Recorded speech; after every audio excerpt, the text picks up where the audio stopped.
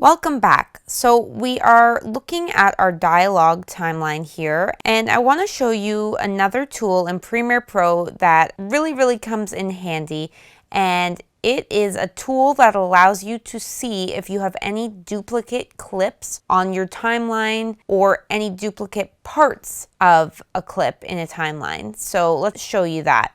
I'm going to click on the timeline panel here, and I'm going to click the minus key on my keyboard to zoom out of my timeline. So let's go to this wrench here, the timeline display settings.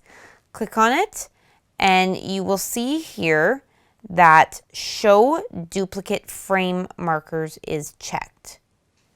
What this is going to do is allow me to see if there are any duplicate clips in my timeline. Right now, they're not, but what if I highlighted this clip, pushed Command C, brought the cursor over here, push Command V to paste that. See, there you go. You will see that there are colored lines of all of the duplicate clips and audio.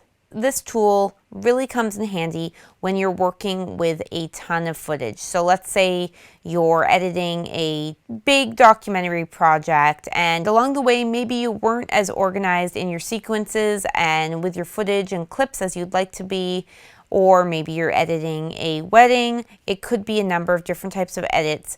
And especially with larger videos, like let's say you're going to be putting together an edit of a video that's going to be an hour long, you're going to have tons of clips.